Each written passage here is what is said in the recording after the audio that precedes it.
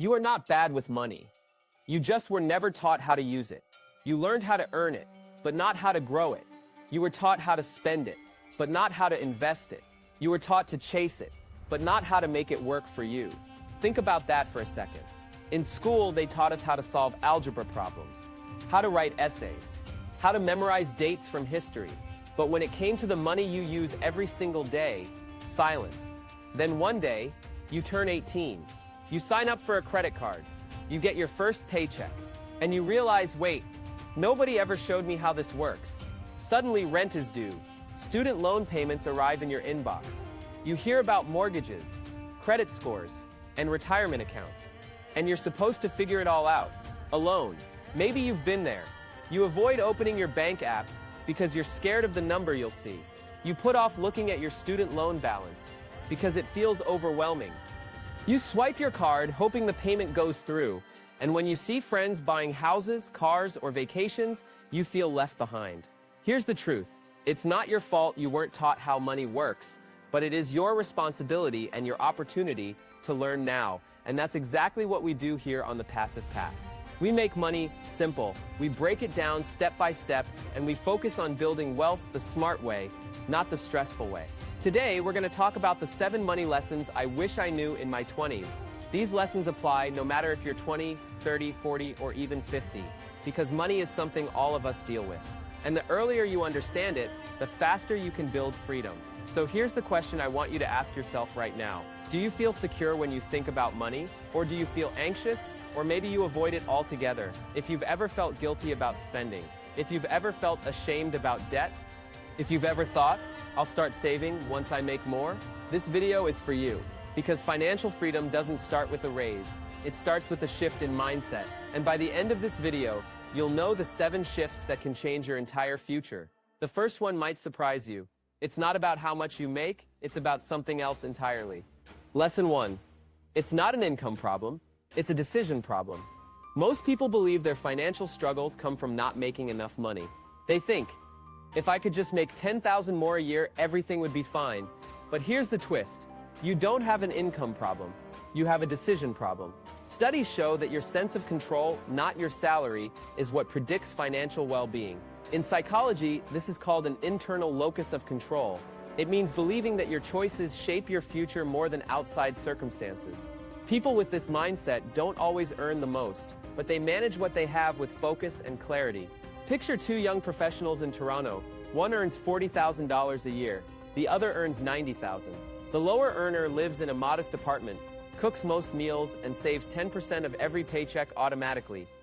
The higher earner drives a brand new truck, eats out 5 nights a week, and keeps a credit card balance. Fast forward 5 years. The $40,000 earner has a small emergency fund, investments, and options.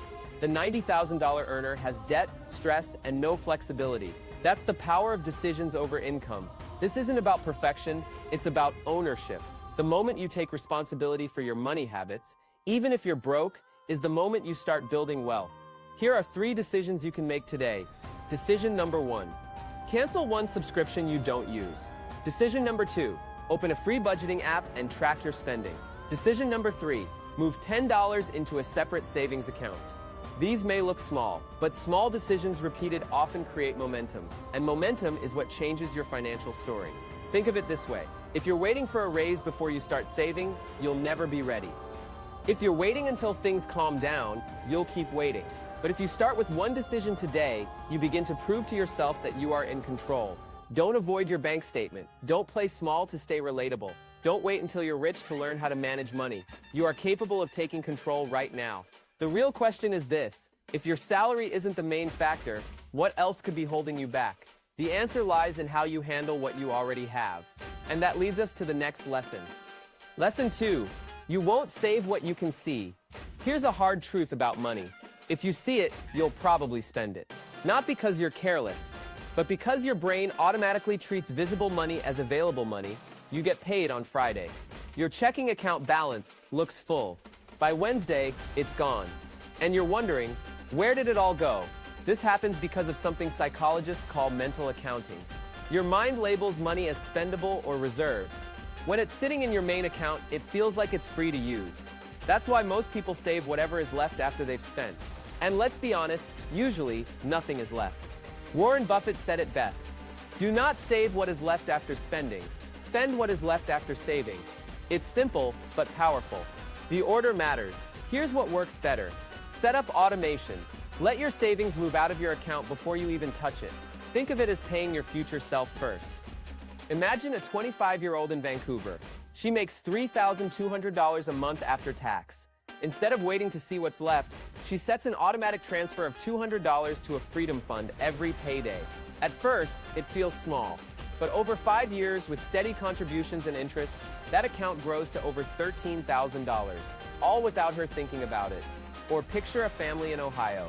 They create 3 separate no-fee online savings accounts, one for vacations, one for emergencies, one for holiday shopping. Each paycheck, money is split automatically. When December arrives, they're not stressed about credit card debt. The holiday account is already ready. Your brain is lazy, but it's programmable. If you rely only on discipline, you'll fail. If you rely on automation, you win by default. Here's what you can do this week. Open a second account. Automate at least 10% of your paycheck into it. Give that account a name that excites you. Freedom Fund, Future Home, Debt-Free Life. Don't call it savings, make it inspiring. Remember this, don't spend to look rich, save to stay free. Don't buy comfort today and borrow stress tomorrow. Don't treat saving like punishment. Treat it like self-respect. The moment your savings become automatic, you've already changed your future. The money you don't see grows without asking for willpower. But here's the challenge. Even if you automate savings, there's still a trap waiting for you. It's not about income. It's not about savings. It's about what we believe makes us rich. And that's where we're going next. Lesson 3. Buying things doesn't build wealth. Learning does. Most people are taught that money is for spending. Get your paycheck. Buy new clothes. Upgrade your phone. Celebrate with a night out. It feels good in the moment. That swipe gives your brain a rush of dopamine. It's exciting. It feels like progress. But the truth is, those purchases don't make you rich. They make you comfortable for a moment. And then the feeling fades. Here's what actually builds wealth. Learning how money works. Learning how investing works. Learning how to grow your income. Because money grows when your brain grows first. Imagine this. 2 friends graduate from university in Montreal. One spends $400 a month on restaurants, new sneakers, and gadgets. The other takes that same $400 and invests it every month in a simple S&P 500 index fund. After 20 years, that second friend has close to $240,000, assuming average market returns. The first friend has some old sneakers, faded clothes, and not much else. This doesn't mean you should never buy things you enjoy. It means you should know the difference between short-term pleasure and long-term growth. Every time you buy to impress others, you're trading future freedom for temporary validation. Here's a better approach. Make learning your first investment. Before you put $1 into stocks, crypto, or real estate, put time into your own knowledge. Spend 10 minutes today reading about compound interest. Learn what inflation does to your money. Understand how index funds work. Knowledge is the foundation. Think about how much time you spend scrolling social media every day. What if you swapped just 15 minutes of that for reading a chapter of a financial book? Books like The Millionaire Next Door, The Psychology of Money, or The Damned Ho Investor can teach you principles that last a lifetime. I know people who rushed into investments they didn't understand. One friend in New York put half of his savings into crypto after hearing hype online. When the market dropped, he panicked, sold everything, and lost $10,000. A week later, the market bounced back. He was left with regret instead of returns. On the other hand, I know someone in Texas who focused on learning first. She read books, took a low-cost investing course, and practiced with small amounts. When she finally invested seriously, she wasn't shaken by market swings. Today, she's building wealth steadily because she knows what she owns and why. Don't confuse lifestyle with wealth. A new car might look impressive, but if it eats half your paycheck, it's a burden. Real wealth is quiet. It's the freedom to choose. It's the option to take a lower-paying job you love because you've built a cushion. Start today. Pick one financial concept you don't understand. It could be credit scores. It could be compound growth. It could be retirement accounts. Learn it deeply. That knowledge will pay dividends for the rest of your life. Buying things won't make you rich. Learning how money works just might. But there's still one topic most people fear more than anything: debt. And avoiding it is what keeps so many people stuck. Let's talk about it next. Lesson 4. Debt isn't evil. Ignorance is most of us grew up hearing one simple rule. Debt is bad. Avoid it at all costs. Cut up your credit cards. Never borrow money. But here's the truth. Debt itself isn't evil. Ignorance is the danger isn't borrowing. The danger is borrowing without understanding the rules of the game. Psychology shows that we feel losses more intensely than gains. That's why debt feels crushing. It's not just the numbers. It's the shame. It's the fear of opening another bill. It's the weight of not knowing how to climb out. Let's break this down. There are two kinds of debt: good debt and bad debt. Good debt is when you borrow money to build an asset. Things like student loans, if they lead to a valuable degree. Things like a mortgage, if it helps you own a home that grows in value. Things like a business loan, if it funds something that creates income. Bad debt is when you borrow money to buy liabilities. High-interest credit cards, payday loans. Financing furniture or luxury items you can't afford. That kind of debt takes away your future choices. Here's an example. A young professional in New York racks up $8,000 in credit card debt at 20% interest. If he only pays the minimum each month, it could take him over a decade to pay it off, and he'll spend thousands more in interest than the original balance. Now imagine someone else in California with the same $8,000. Instead of carrying debt, she uses the debt avalanche method. She pays off the highest interest card first. She saves hundreds in interest and frees up cash flow to invest. That's the difference between feeling trapped and feeling free. You can't beat a system you don't understand. So the first step is education. Learn the basics. APR, interest rates, credit utilization, debt-to-income ratio. These are not just finance terms. They're the rules of the game you're already playing. Here's what you can do this week. Write down every debt you have. Include the balance, the minimum payment, and the interest rate. Then decide how you'll tackle one of them. Start with either the smallest balance to build momentum, or the highest interest to save money long-term. The key is to pick a strategy and stick with it. Don't let fear make you look away. Don't let shame keep you silent. Debt is not the end. Debt is just a math problem. And every math problem has a solution. But even when you start solving debt, there's another hidden struggle. It's not about the numbers at all. It's about the way money overwhelms your mind. That's what we'll explore next. Lesson 5. You're not lazy, you're overwhelmed when it comes to money. Most people blame themselves. They say, I'm just lazy. I can't stick to a budget. I'll never figure this out. But laziness isn't the real problem. The real problem is overwhelm. Every day you face dozens of financial decisions. What should I cook for dinner? Should I pay this bill now or later? Do I save this extra $100? Or do I pay off my credit card? The brain gets tired of making decisions. That's called decision fatigue. And when your mind is tired, you default to the easiest option. You order takeout, you skip the budget. You put it off until tomorrow. I remember talking to a young couple in Chicago. They had student loans. They had daycare costs. They wanted to start saving for a house, but every time they sat down to budget, they froze. Too many numbers, too many priorities. They weren't lazy, they were overwhelmed. PT. Barnum once said, money is a terrible master, but an excellent servant. That means you have to put money to work for you, not the other way around. So here's a simple fix. Simplify before you scale. Don't try to tackle every financial problem at once. Pick one goal for the next 30 days. Just one. Maybe it's building a $500 emergency fund. Maybe it's paying off a single credit card. Maybe it's tracking your spending for 1 month. When you focus on one clear target, you reduce overwhelm. And every win you get builds confidence. That confidence becomes fuel. That fuel helps you take on the next challenge. Tools can help too. If you're in the US, try apps like Mint or YNAB. If you're in Canada, check out apps like Wealth Simple Cash or Coho.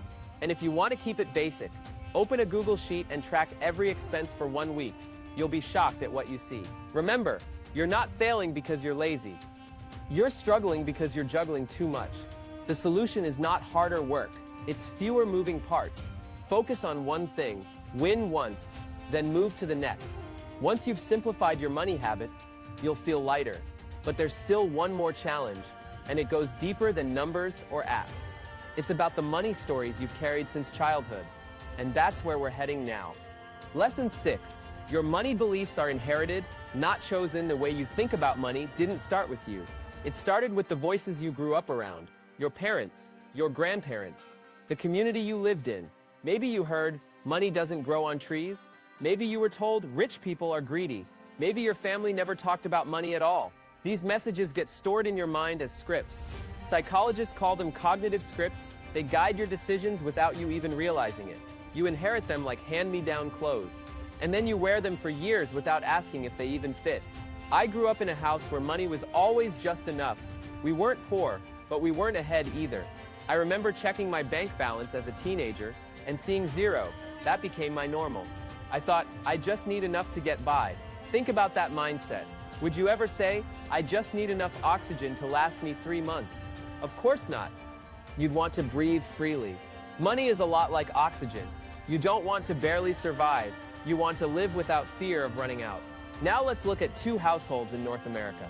In one family, the parents always said, we can't afford that.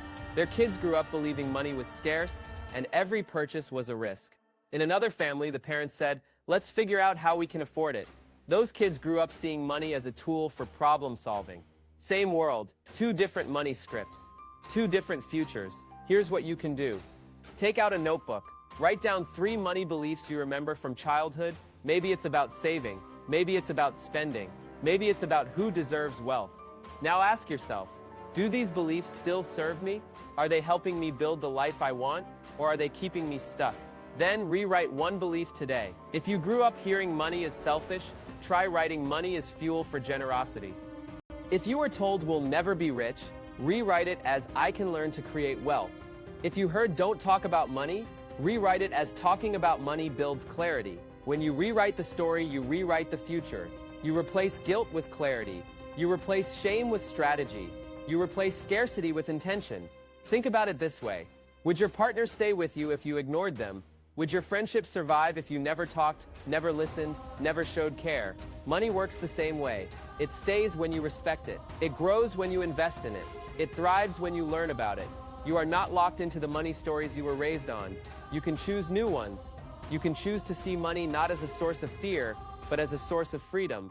And once you start rewriting those beliefs, something powerful happens. You stop seeing money only as a personal survival tool. You start seeing it as a way to create impact. That's where true wealth begins. So let's go deeper. What if money wasn't just about you? What if money was about the difference you could make in the lives of others? Script, Part 8, Lesson 7, Generosity multiplies. Wealth when money feels tight. The first instinct is to hold on to every dollar. You cut back, you hoard. You tell yourself, I can't give right now. I need to protect what little I have. But here's the surprise. Generosity doesn't drain wealth. It multiplies it. Studies show that people who give, whether it's money, time, or skills, report higher levels of happiness. They're also more motivated to earn more, because giving shifts your mindset from scarcity to abundance. Imagine a young man in Seattle. He earns just enough to cover his bills, but every month he donates $5 to a local food bank. It's not much, but it matters. He feels proud, he feels connected, and that feeling fuels him to keep improving his financial life. I once watched a fundraiser during a tough time. Every day people gave what they could. Some gave $20, some gave $50. Together it added up to millions. That generosity was then matched by larger donors. Multiplying the impact, it showed me something simple. When you give, you create momentum that goes far beyond yourself. There's a saying, money doesn't change who you are. It just makes you more of who you already are. If you're kind, more money lets you give more. If you're greedy, more money amplifies that too. A young woman in Boston started donating a tiny percentage of her freelance income to a local scholarship fund. A year later, she was invited to speak at a community event. That event connected her to new clients. Her income grew. Her generosity created opportunities she never planned for. Here's what you can do. This week, give something small. Donate $5 to a cause you believe in. Offer an hour of your time to help someone. Introduce a friend to a mentor.